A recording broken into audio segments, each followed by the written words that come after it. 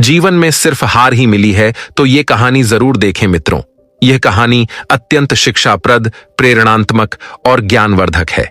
आपसे मेरा अनुरोध है कि इस कहानी के अंत तक हमारे साथ बने रहें। नमस्कार मित्रों, धार्मिक वेदांत यूट्यूब चैनल में आपका हार्दिक स्वागत है। दोस्तों, जीवन में आने वाले अच्छे और बुरे परिवर्तनों से मनुष्य को घबराना नहीं चाहिए। इन्हें यह सोचकर स्वीकार करना चाहिए कि इनके पीछे कुछ और अच्छा होने वाला है। सबसे कठिन जीत स्वयं पर विजय प्राप्त करना है, लेकिन किसी को भी आप अपने आप को उस तरह का महसूस कराने की अनुमति ना दें जिसके आप लायक नहीं हैं। एक समय की बात है, एक गांव में श्याम नाम का व्यक्ति रहता था। श्याम का जन्म एक गरीब परिवार में हुआ था। श्याम के परिवार में सिर्फ वह और उसकी पत्नी ही थे। वे एक कच्चे घर में रहते थे और अपनी दैनंदिन जिंदगी का गुजारा कर रहे थे। श्याम बहुत ही गरीब और ईमानदार आदमी था, जो पूरे दिन मजदूरी करके अपना और अपनी पत्नी का पालन पोषण करता था। इसी तरह दोनों का जीवन गरीबी में रहते हुए सुखमय गुजर रहा था। समय के गुजरने के साथ साथ एक दिन श्याम की पत्नी गर्भवती हो जाती है। यह सुनकर श्याम बहुत खुश होता है और सोचने लगता है कि अब हमारे घर में भी एक नन्हा सा बालक खेलेगा जिसे हम अपनी गोद में खिलाएंगे, और हमारे घर में भी एक छोटे से बालक की आवाज गूंजेगी। परंतु जो उसके जीवन में होने वाला था उससे वह अनजान था। धीरे धीरे समय गुजरता है और आखिरकार वह दिन आ जाता है जब श्याम की पत्नी एक बच्चे को जन्म देने वाली थी।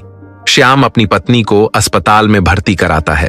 प्रसव का समय जब निकट आता है तो श्याम कुछ पैसों का इंतजाम करने के लिए बाहर अपने जान पहचान के लोगों के पास जाता है। लौटते समय वह अपने होने वाले बच्चे को लेकर मन में हजारों सपने संजोगने लगता है और खुशी के मारे अपने अच्छे भविष्य के लिए अच्छी योजनाएं बनाता है। लेकिन विधाता ने श्याम के जीवन में कुछ और ही लिखा था, और अनपेक्षित घटना की वजह से श्याम के पास यमराज का बुलावा आ जाता है और एक दुर्घटना में उसकी मृत्यु हो जाती है।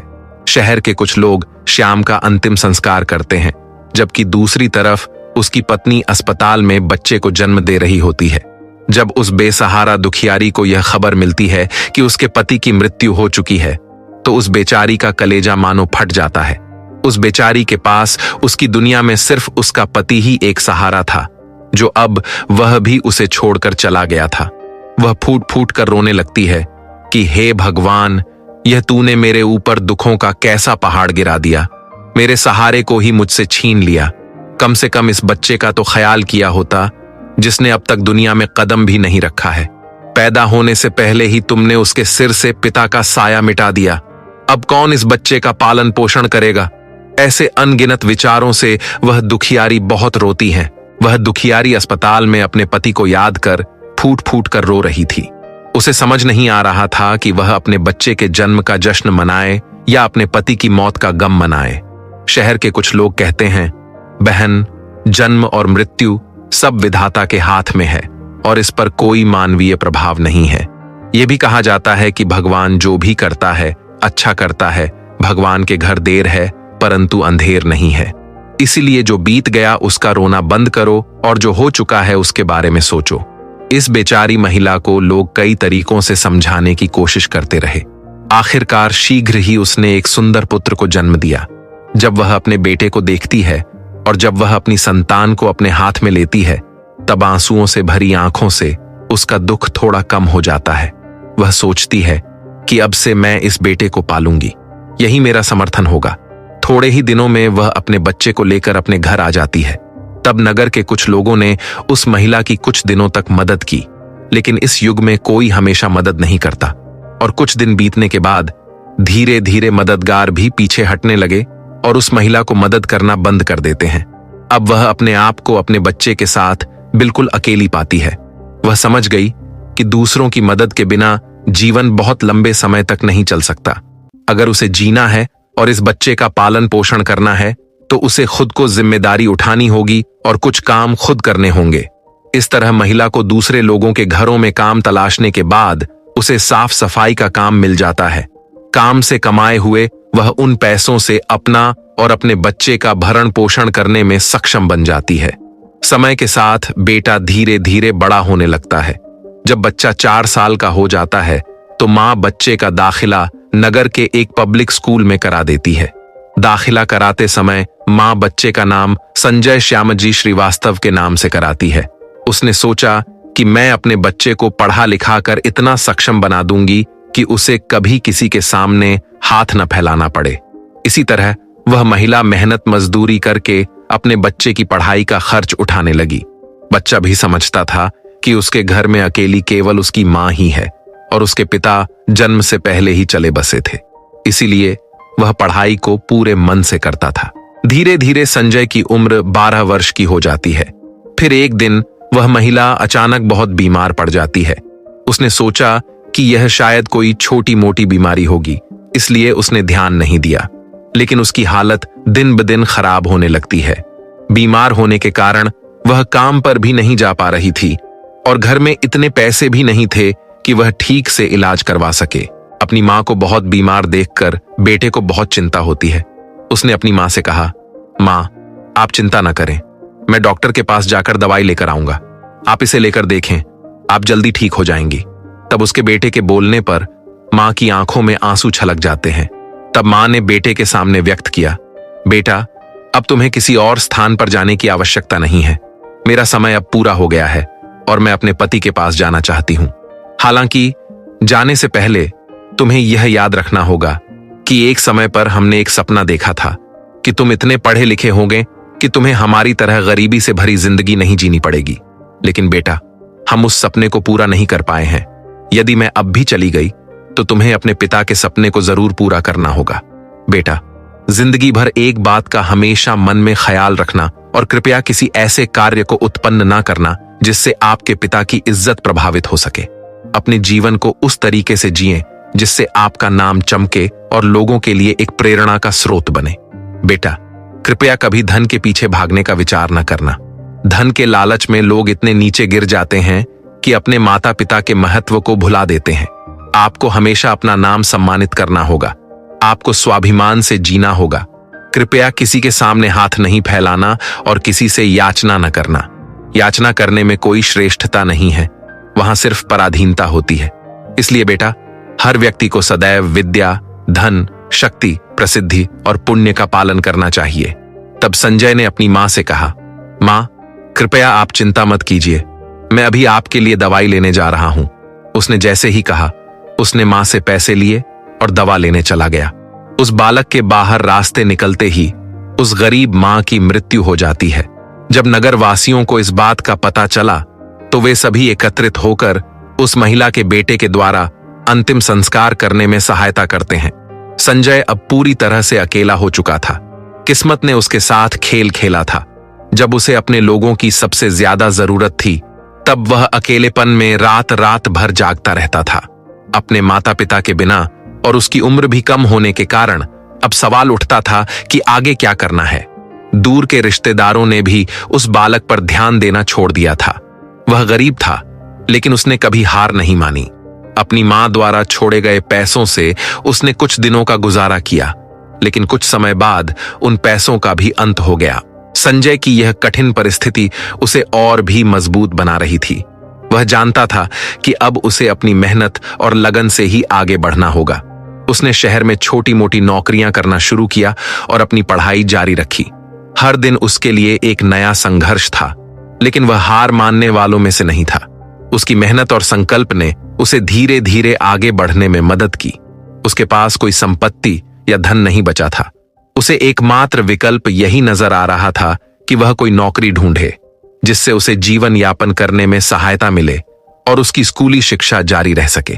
उसे अपनी मां के वचन अच्छे से याद थे, जिनमें कहा गया था, चाहे जीवन कितनी भी कठिनाइयां लेकर आए, किसी के सामने हाथ मत फैलाना। अपनी मेहनत से ही अपना भविष्य निर्माण करना है। इस विचार के साथ उसने निर्णय लिया कि वह खुद ही कार्य के लिए तैयारी करेगा। संजय ने शहर की गलियों में नौकरी की तलाश शुरू कर दी। हर दरवाजे पर दस्तक दी, हर मौके का फायदा उठाने की कोशिश की। कुछ जगहों पर उसे मना कर दिया गया, कुछ जगहों पर उसका मजाक बनाया गया, लेकिन उसने हार नहीं मानी। उसकी मां की सीख और अपनी दृढ़ इच्छा शक्ति ने उसे हर कठिनाई से लड़ने की ताकत दी। धीरे धीरे उसकी मेहनत रंग लाने लगी। उसे एक छोटी सी नौकरी मिल गई जिससे उसे अपने जीवन और पढ़ाई का खर्च निकालने में मदद मिलने लगी। वह सुबह काम करता और शाम को पढ़ाई। संजय ने अपनी मां के वचनों को अपनी जिंदगी का मार्गदर्शक बना लिया था। चरम परिश्रम और सहनशीलता के साथ कुछ वर्ष बीत गए। अब संजय अपने ग्राम से निकलकर नगर में पढ़ाई करने लगा, जिससे उसकी शिक्षा और छात्रवृत्ति के खर्चों में वृद्धि होने लगी। फिर भी उस युवा ने हिम्मत नहीं हारी। उसने दिन रात पढ़ाई करते हुए अपनी पाठशाला का उत्तरदायित्व निभाया। सावधानी से फिर भी कोई नया काम शुरू करता तो उसकी पढ़ाई पर असर पड़ता, और अगर पढ़ाई करता तो अन्न पर्याप्त नहीं मिलता।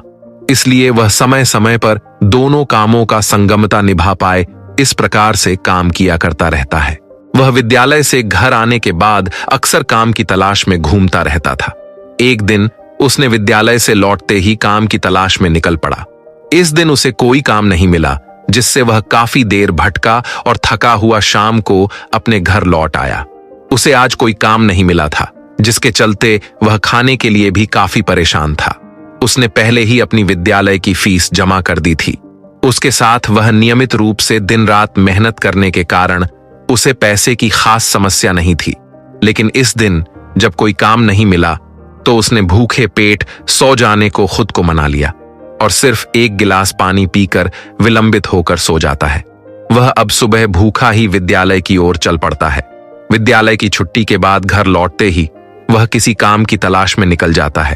तब वह मन ही मन में सोचता है कि कल कोई काम नहीं मिला, पर आज जरूर मिलेगा। उसके इस उम्मीद के साथ वह फिर से काम खोजने में जुट जाता है। हालांकि दुर्भाग्य ने उसे पूरी तरह से पकड़ कर रख दिया। उस दिन भी संजय को कोई काम नहीं मिला और उसे उस दिन भी पुनः भूखे पेट सोना पड़ा। अब तो उसे भूख और भी बेचैन कर रही थी। एक बार तो उसके मन में आया कि भूखे पेट रहकर सोना कोई ठीक बात नहीं होगी। अब मैं किसी से कुछ मांगकर खा लूं तो इस भूख की व्यथा से राहत मिलेगी। लेकिन उस युवक को मां द्वारा दी गई उस सलाह की याद आई।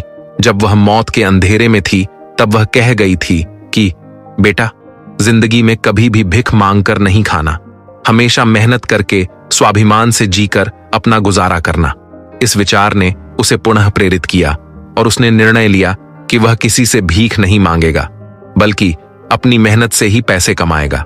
संजय भी एक अत्यंत आत्मसम्मानी व्यक्ति था, जिसने किसी से मदद नहीं मांगी। उसे एक ही यह विचार होता था, चाहे कुछ भी हो जाए, लेकिन मैं कभी भी भीख मांगकर अपना आत्मसम्मान नहीं मिटाऊंगा। भीख मांगने लगूं तो लोग मुझे भिखारी समझेंगे।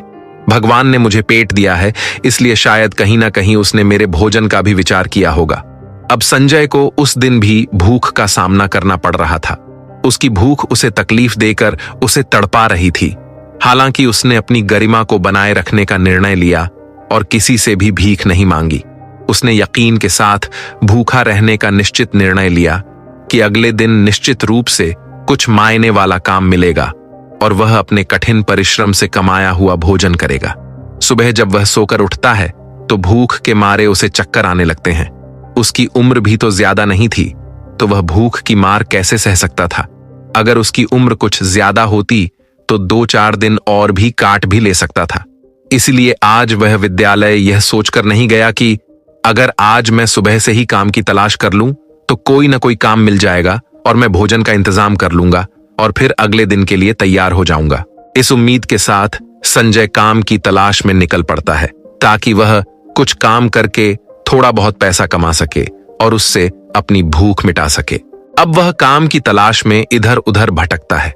उसकी आंखों के सामने अंधेरा छा रहा था और वह अब चल भी नहीं पा रहा था। फिर एक पेड़ के नीचे बैठकर वह सोचने लगता है, अगर इस समय मुझे भोजन नहीं मिला तो मेरे प्राण निकल जाएंगे। मुझे कुछ न कुछ तो करना ही पड़ेगा।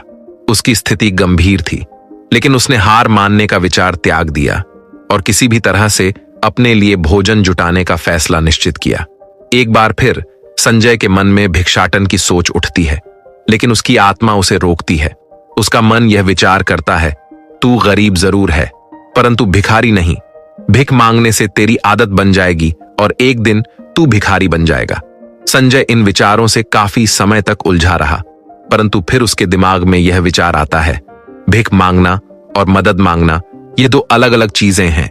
मैं किसी से भीख नहीं मांगूंगा, लेकिन मदद तो मैं मांग सकता हूं। भीख मांगना वह चीज है जिसे मांगकर चुकाया नहीं जा सकता, जबकि मदद मांगना वह चीज है जिसे किसी भी सही समय पर चुकाया जा सकता है। उसने इस विचार के साथ निश्चय किया कि उसे सहायता मांगनी है, लेकिन भिख नहीं मांगनी है। तब संजय ने विचार किया कि उसे आज किसी से सहायता मांगनी चाहिए, जिससे उसे कोई काम मिले और फिर वह उसे समाप्ति स्वरूप वापस कर सके। तब संजय वहां से नगर से बाहर एक बड़े आलीशान घर के पास पहुंचता है। वह उस निवास के द्वार पर जाकर दस्तक देता है। द्वार से घर की अंदरूनी ओर से एक महिला बाहर निकलती है और उसने देखा कि प्रतिकूल परिस्थितियों में घिरा हुआ लग रहा एक 10-12 वर्षीय लड़का वहां द्वार पर खड़ा है, जिसकी छवि उदास और निर्मलता से भरी हुई है। पहले तो महिला उस लड़के से सवाल पूछती है, बेटा, आपने दरवाजा क्यों खटखटाया? क्या आपके पास कोई काम था? लड़का अपने दोनों हाथ जोड़कर उत्तर देता है, मां, मैंने दोपहर के समय आपको तकलीफ पहुंचाई है, इसके लिए क्षमा आग्रह करता हूं। तब उस महिला ने पूछा, बेटा, क्या तुम्हें कोई सहायता चाहिए? मैं तुम्हें किस प्रकार की सहायता प्रदान कर सकती हूं? वह एक मां के रूप में अपनी बात को बयां कर रही थी, इसलिए उसके संवादों में महसूस की गई मातृता का भाव था। महिला के सवाल से लड़के के दिल में एक बार यह विचार आया कि वह इन मां जी से ज्यादा खुलकर बात कर सकता है और उन्हें यह बता सकता है कि वह कई दिनों से भूखा है और भोजन की कमी से बहुत परेशान है। हालांकि उसके स्वाभिमान ने उसे रोक लिया और उसने भोजन की बजाय पानी मांगने का निर्णय लिया। उसने कहा, मां, मुझे बहुत जोर की प्यास लगी थी, इसीलिए मैंने दरवाजा खटखटाया। क्या मुझे एक गिलास पानी मिल सकता है? महिला बहुत विवेकशील और समझदार थी। उसने उस लड़के को देखकर समझ लिया कि वह बहुत भूखा लग रहा है। तब उसने कहा, बेटा, आप थोड़ी देर के लिए ठहरिए, मैं आपके लिए पानी लेकर आती हूं। वह महिला अपने घर में जाती है और रसोई घर से एक गिलास दूध और कुछ मिठाई लेकर द्वार पर पहुंचती है। गिलास में भरा दूध वह लड़के को प्रदान करती है। जब संजय गिलास पकड़ता है तो उसे दूध देखकर खुशी हुई और अंतर्मुखी रूप से उस महिला की ओर शुभकामनाएं देने लगता है। महिला ने उसे पहले मिठाई का स्वाद लेने की सलाह दी और कहा, बेटा, दूध गर्म है, तुम पहले यह मिठाई खा लो, जब दूध ठंडा हो जाए तो पी लेना। जब युवक उस महिला को देखता है, वह महसूस करता है कि उसकी मां उसे आज दूध पिला रही है। मन में अति सुखद अनुभव से सोचता है कि कितनी सहानुभूतिपूर्ण मां है। मैंने एक गिलास पानी मांगा था और उसने समझ लिया कि मुझे भूख लगी है और मेरी आवश्यकता को समझते हुए मेरे लिए मिठाई लाकर दी। तब संजय आराम से बैठकर मिठाई खाता है और दूध पी लेता है। जब वह महिला संजय से पूछती हैं, क्या आपको और कुछ चाहिए? तो संजय सोचता है कि इस दूध और मिठाई के बदले में क्या लौटा सकता हूं जो मैं इस मां को दे सकूं। मेरे पास फिलहाल तो इस मां को देने के लिए कुछ भी नहीं है। दूध पीने के बाद संजय कहता है, मां जी, मैंने आपसे पानी मांगा और आपने मुझे दूध पिलाया, उसके बदले में मैं आपको किस प्रकार मदद कर सकता हूं? महिला ने संजय से कहा कि उन्होंने दूध उसी लिए नहीं पिलाया था जिसके बदले वे उससे कुछ लेना चाहती थीं, बल्कि उन्हें ऐसा महसूस किया कि तुमको बहुत भूख लगी हुई होगी, इसलिए वे उसे पानी की जगह दूध देना चाहती थीं, इसलिए उन्होंने उसके लिए दूध लाया था। तब संजय कहता है, नहीं मां, इसके बदले में आप मुझसे कुछ मांगिए, मैं अपनी सामर्थ्य के अनुसार आपको अवश्य कुछ दूंगा। युवक के विचार सुनकर महिला सोचती है कि यह व्यक्ति अत्यंत स्वाभिमानी है, वह बार बार दान की बात करता है। इस पर महिला उससे यह कहती है कि मैंने तुम्हें किसी भी प्रकार का एहसान नहीं किया है जो कि मैंने तुम्हें दूध पिलाया। हालांकि यदि तुम मुझे कुछ देने की इच्छा रखते हो तो मुझे एक आश्वासन देना, जैसे कि आज मैंने तुम्हारी सहायता की है, उसी तरह जब भी सहायता करने के लायक हो जाओ तो किसी आवश्यकता मंद की सहायता जरूर कर देना। जिस दिन तुम किसी की मदद करोगे उसी दिन तुम मेरे यह एहसान से मुक्त किए जाओगे। उस महिला ने उस संदेश को साझा किया था क्योंकि उसने चाहा था कि लड़का अपने आप को गरीब और मजबूर महसूस न करे और खुशी खुशी अपने घर लौटे। संजय ने उस छोटी सी बात को ध्यान में रख लिया और महिला के पैर को छूकर काम की तलाश में आगे बढ़ गया। इस तरह धीरे धीरे दिन बीतते गए। जिस प्रशाला में संजय अध्ययन कर रहा था उसी विद्यालय में उस महिला का पुत्र भी अध्ययन कर रहा था जिन्होंने उसे दूध पिलाया था।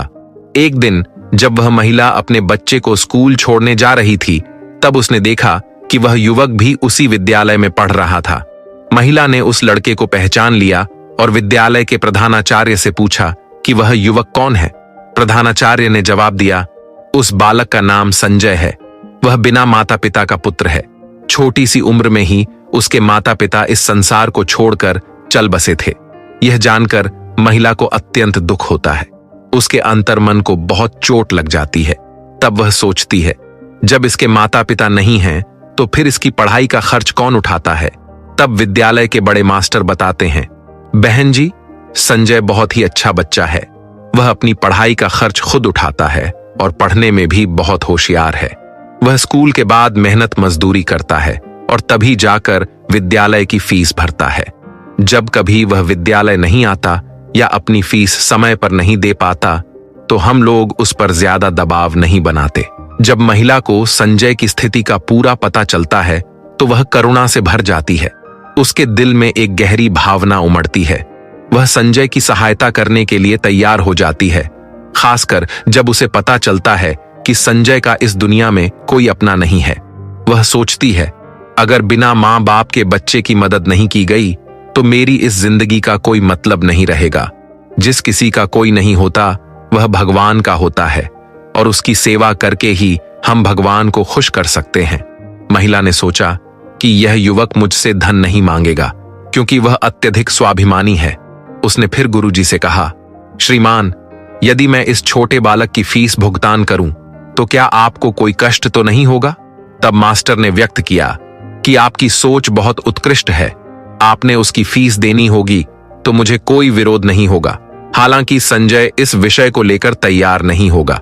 जब महिला उस लड़के की मदद करना चाहती है तो वह उन्हें सुझाव देती है कि किसी तरह से संजय को यह सूचना दे दें कि उसे सरकार और प्रशाला की तरफ से उसकी फीस की माफी मिली है और उसे फीस भरने की आवश्यकता नहीं है। तब मास्टर जी भी इस सुझाव से सहमत हो जाते हैं। तब महिला संजय की पूरे वर्ष की फीस का भुगतान करके उसके घर जाने की अनुमति लेती है। इस रूप में महिला हर वर्ष पूरे साल की फीस संजय के लिए जमा कर दिया करती थी, जिससे संजय अपने अध्ययन के लिए मन लगाकर पढ़ सकता था। अब संजय ध्यान लगाकर पढ़ता था और अब उसे अपने भोजन की चिंता भी कम हो गई थी। दोस्तों, कभी कभी एक छोटी सी मदद भी किसी की जिंदगी में बड़ा बदलाव ला सकती है। उस महिला ने थोड़ी सी सहायता करके संजय की पढ़ाई को आसान बना दिया और अब वह पूरी लगन के साथ पढ़ाई कर रहा था। समय बीतता गया और संजय को अपनी आगे की पढ़ाई के लिए शहर जाना पड़ा। उसने सोचा कि शहर में रहते हुए वह एक छोटी सी नौकरी भी करेगा ताकि अपनी पढ़ाई के साथ साथ खुद को भी संभाल सके। जब महिला ने संजय की फीस जमा करने के लिए विद्यालय में जाकर मास्टर जी से पूछा तो उन्होंने बताया, बहन जी, संजय अब शहर में आगे की पढ़ाई कर रहा है। उसकी फीस जमा करने की कोई जरूरत नहीं है। जब उस महिला ने यह सुना तो उसने सोचा कि शायद भगवान ने मुझे उसकी सहायता करने के लिए यही समय निर्धारित किया था। उसने संजय के लिए आशीर्वाद और शुभकामनाएं भेजी और प्रार्थना की कि वह हमेशा सुखी और सफल रहे जहां भी रहे। इस प्रकार उस महिला ने अपने घर लौटकर अपने पारिवारिक जीवन में खुद को व्यस्त कर लिया। मित्रों, उधर संजय शहर पहुंचकर शहर में अपनी शिक्षा प्राप्त करने लगा और जीवन चलाने के लिए काम ढूंढने लगा। इस प्रकार 25 वर्षों का समय बीत गया। न तो उसे कभी उस महिला से मिलने का मौका मिला और न ही महिला को संजय को मिलने का अवसर मिला। उस महिला का बेटा अब युवा हो चुका था। वह व्यापारिक क्षेत्र में कार्यरत था और धन कमाने में सफल रहा था। उनकी आर्थिक स्थिति सुदृढ़ थी और उसका बेटा उत्तम संस्कार और मातृभक्ति के प्रति था। एक दिन उसकी मां बहुत बीमार हो जाती है। शाम को जब उसका बेटा घर आता है तो वह अपनी मां की स्थिति देखकर अधिक चिंतित हो जाता है। उसने अपनी मां को अस्पताल में भर्ती करवाया। जांच के बाद पता चलता है कि उसकी मां को कैंसर है। लड़का डॉक्टर से कहता है, आप मेरी मां का उचित इलाज करें, धन की कोई चिंता ना करें। डॉक्टर ने बताया, आपकी मां को कैंसर का रोग है जिसका उपचार बहुत महंगा होता है। छोटे अस्पतालों में ऐसे रोग का उपचार संभव नहीं है। इसके लिए आपको एक बड़े शहर में महान अस्पताल में इलाज कराना होगा जिसका खर्चा भी अधिक होगा। उन्होंने अपनी सहायता के लिए डॉक्टर से पूछा, मैं अपनी मां के स्वास्थ्य के लिए हर संभव प्रयास करूंगा। कृपया मुझे बताएं कि मैं उनका इलाज कहां करवा सकता हूं। डॉक्टर ने लड़के को समझाया कि उन्हें अपनी मां को बड़े शहर के एक कैंसर अस्पताल में इलाज करवाना चाहिए। वहां के इलाज से मां की जान बच सकती है जो वरना खतरे में है। वह सुनकर युवक काफी चिंतित हो जाता है। वह अपनी मां को उस अस्पताल की स्थिति और पता जानने के लिए डॉक्टर से बंगे शहर के नंबर और पता पूछता है और फिर उसे वहां ले जाने की कोशिश करता है। उसकी मां उसे रोकती है और कहती है, बेटा, हमारे पास इतने पैसे नहीं हैं जो बंगे शहर में अच्छे इलाज के लिए पहुंच सके। यहां से ही हमारे डॉक्टर से परामर्श लेकर ठीक हो जाएंगे। कृपया परेशान न हो। तब विवेकशील लड़के ने अपनी मां से कहा कि उनके लिए वही सबसे महत्वपूर्ण है। आप एक ऐसी व्यक्ति हैं जिसके बिना वो अकेलापन का अनुभव कभी महसूस नहीं करता और किसी भी समस्या की चिंता में नहीं पड़ता। उसने कहा कि चाहे धन हो या न हो, वह उन्हें उस बीमारी के साथ नहीं छोड़ सकता। धन खत्म हो जाएगा तो फिर वापस कमाया जा सकता है, लेकिन मां एक बार गई तो वापस नहीं आ सकती। इस प्रकार लड़का अपनी मां को एक बंगे शहर में ले जाता है। जब वह अस्पताल पहुंचता है तो उसे पता चलता है कि उसकी मां का इलाज करने वाले डॉक्टर उस समय अस्पताल में नहीं हैं, क्योंकि वे किसी अन्य मरीज की देखभाल के लिए विदेश गए हुए थे। अस्पताल के कर्मचारी ने बताया कि डॉक्टर साहब कल वापस आएंगे। इस बीच मां को अस्पताल में भर्ती करा दिया जाए। तब बिना विलंब किए लड़के ने अपनी मां को अस्पताल में भर्ती कराया और डॉक्टर साहब के आगमन की प्रतीक्षा शुरू कर दी। अगले दिन जब डॉक्टर साहब पहुंचे तो लड़के ने उन्हें अपनी मां की स्थिति के बारे में अवगत किया। डॉक्टर साहब ने विश्वास दिलाया कि जांच के आधार पर वह यह कह सकते हैं कि उनकी मां ठीक हो जाएगी, लेकिन इलाज का यह निकाय लंबा समय तक चलेगा। युवक ने कहा, डॉक्टर साहब, चाहे हालात कितने भी कठिन हों, मेरी प्राथमिकता है कि मैं अपनी मां के स्वास्थ्य की देखभाल करूं और उसे पूर्ण रूप स्वस्थवान बनाऊं। चाहे मुझे अपनी सभी संपत्ति बेचनी पड़े या इतने लंबे समय तक यहां ठहरना पड़े, मैं अपनी मां की चिकित्सा कराकर ही अपने घर वापस जाऊंगा। ऐसा करके वहां के चिकित्सक ने माता की उपचार पद्धति शुरू कर दी। ग्रामीण क्षेत्र के मुकाबले शहर में उपचार की लागत अत्यधिक थी, लेकिन लड़के ने हार नहीं मानी। मित्रों, इस संसार में मातृशक्ति का मूल्य अनमोल है। चिकित्सकों द्वारा निर्धारित दवाइयां अत्यधिक कीमत पर बिकती थीं। युवक अपनी मां के लिए सबसे महंगी दवाइयां भी खरीद करके आता था। वहीं उसका व्यापार भी उसकी मां की देखभाल के कारण प्रभावित हो गया, जिसके कारण वह अपने व्यवसाय में भी समय नहीं दे पा रहा था। मां की स्थिति में सुधार धीरे धीरे शुरू हो रहा था, लेकिन उसके बेटे की जमा पूंजी कम हो रही थी। जब मां को पता चलता है कि उसके बेटे के पास अब पैसे नहीं हैं, तो वह इस बारे में विचार करती है। वह उसे पूछती है, तुम इतनी महंगी दवाइयां क्यों ले रहे हो? डॉक्टर की फीस और दवाइयों का खर्च कैसे निकालोगे? तुम्हारा व्यापार भी ठप हो गया है। बेटा उत्तर देता है, मां, कृपया चिंता न करें, मैं तुम्हारा उपचार अपने संपत्ति का निर्वहन करके कराऊंगा। मां बेटे की जिद को देखकर बेबस हो जाती है और लड़का अपनी मां का उपचार निरंतर जारी रखता है और धीरे धीरे 1.5 महीना बीत जाता है। इलाज के दौरान वहां पर एक बात बड़ी ही विचित्र हो रही थी।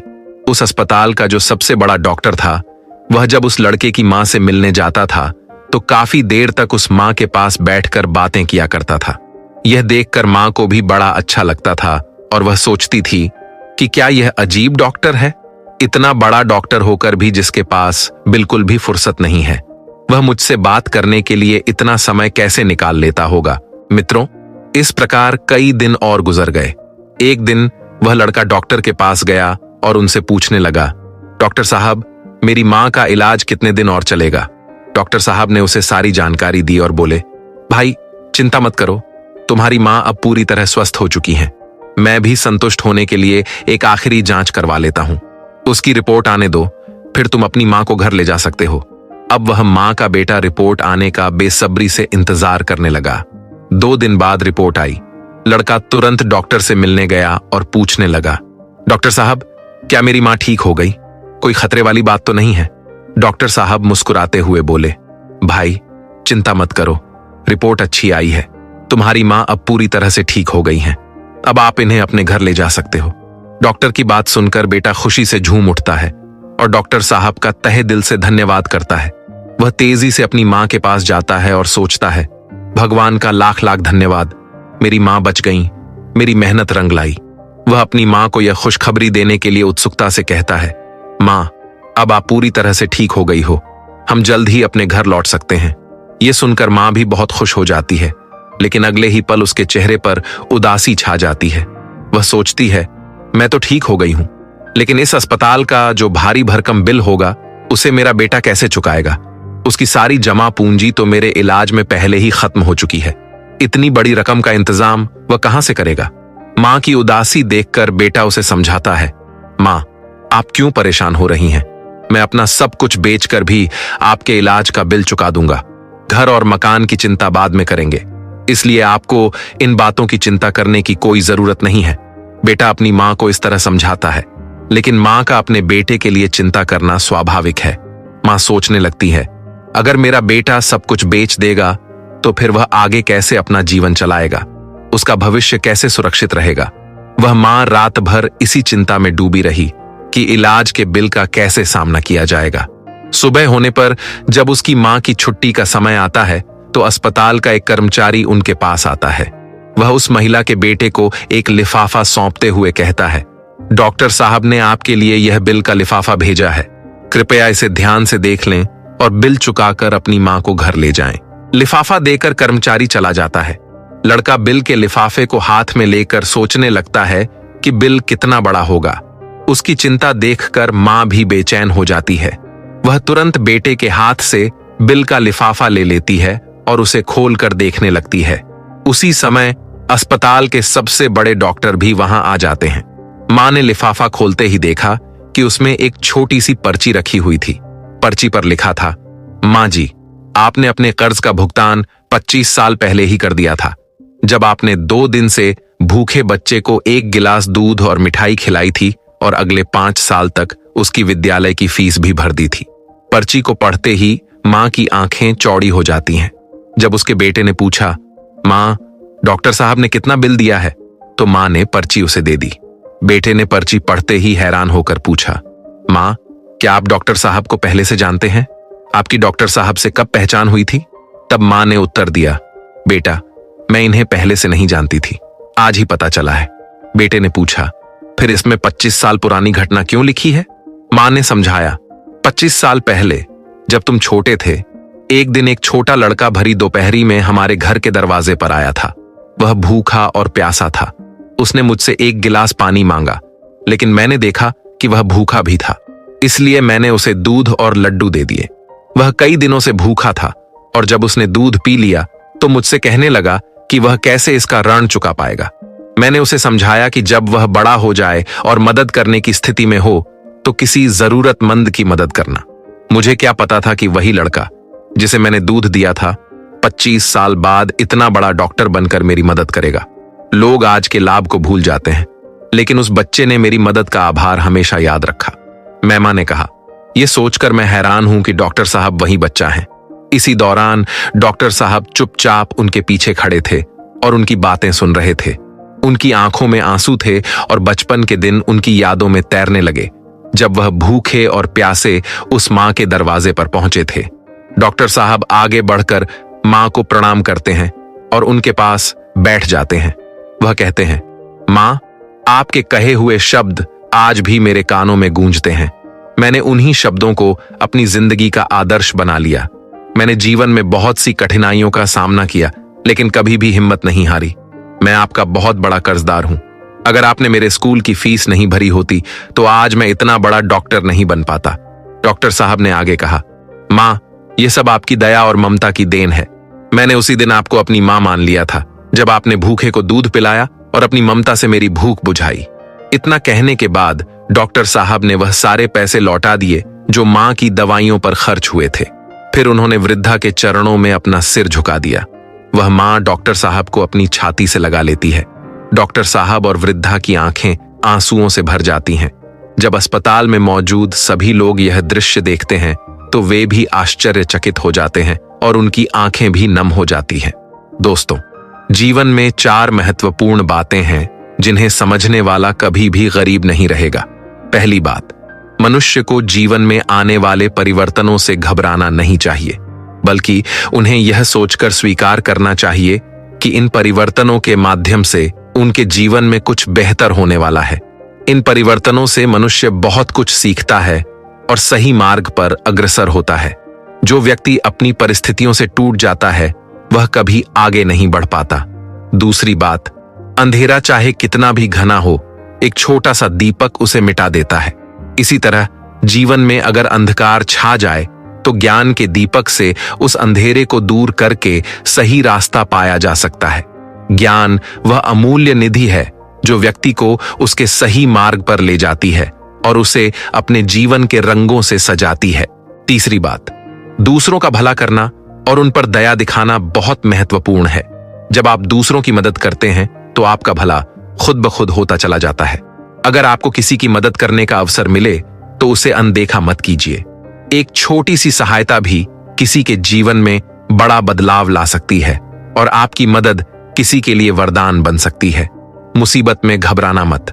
जब एक रास्ता बंद होता है तो कई और रास्ते खुल जाते हैं। जीवन में निखार तब आता है जब हम दुख और मुसीबत की भट्टी में तपते हैं। कष्ट सहने के बाद ही हमें अनुभव मिलता है जो जीवन में बहुत महत्वपूर्ण साबित होता है।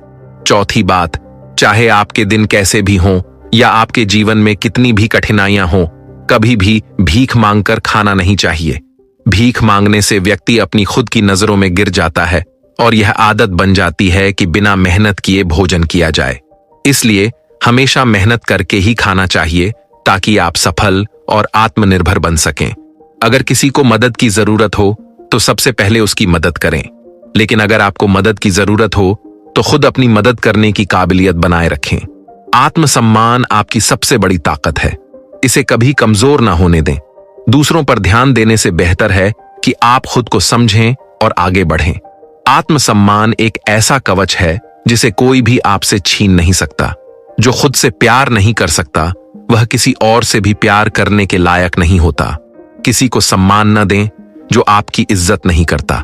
यह अहंकार नहीं बल्कि आत्मसम्मान है। अगर आप चाहते हैं कि दुनिया आपकी इज्जत करे तो सबसे पहले आपको अपनी खुद की इज्जत करनी होगी। अगर कोई आपका अपमान करता है तो उसका भी धन्यवाद करें, क्योंकि वह आपको आपकी जिंदगी की सच्चाई दिखा रहा है। अक्सर लोग उन चीजों की कदर नहीं करते जो उन्हें आसानी से मिलती हैं, लेकिन खो देने के बाद पछताते हैं। दोस्तों, आपको यह कहानी कैसी लगी? कृपया कमेंट सेक्शन में अपनी राय जरूर बताएं और अगर आपको पसंद आई हो तो इस चैनल को सब्सक्राइब करना ना भूलें। मिलते हैं ऐसी ही किसी नई कहानी के साथ। तब तक अपना ध्यान रखें। धन्यवाद और जय श्री राम। हर हर महादेव।